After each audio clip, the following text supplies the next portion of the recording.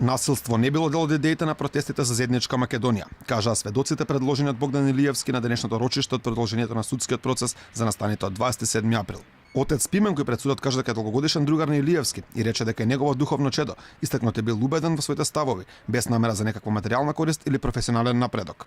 Отец Пимен говореше за чести заеднички средби по завршувањето на демите протести. Пред судот потврди дека за насилство никогаш не станало збор, упатувајќи пофалба до организаторите што успеале да го држат народот смирен толку долго време.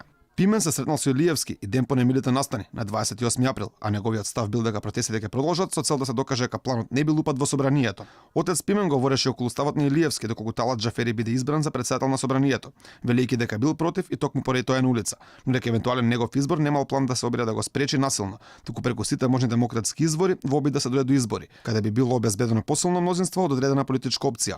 Сведокот Томислав Јовановски кажа дека со Илиевски се познаваат 8 години, дека протестите кои тој со мотоклубот Ноќни волци, чии члена ги предводеле 2 пати, потврди дека истите биле мирни и без никакви проблеми.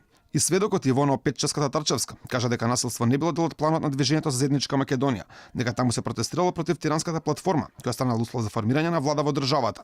Задоволство од сведочењата изрази адвокатот на Илиевски, кој кажа дека со овие сведочења се гледа која била идејата на овие протести. Па апсолутно сум задоволен од сведочењето, се докажува тезата на одбраната, односно не се докажува тезата на обвинителството.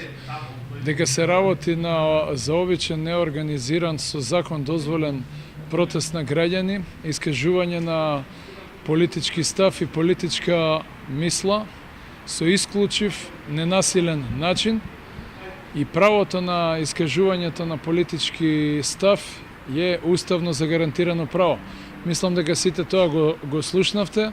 Значи немало никакво насилство, а особено немало никакво подпалувачко поттикнување на насилство како е описот на действијата за обвинетиот Богдан Илиевски. Мислам дека од структурата на сведоците и нивниот интелектуален капацитет и габарит можете да заклучите за какво движење станува збор и што фактички се случувало и дека немало никаква намера од страна на обвинетиот Богдан за било што на 27.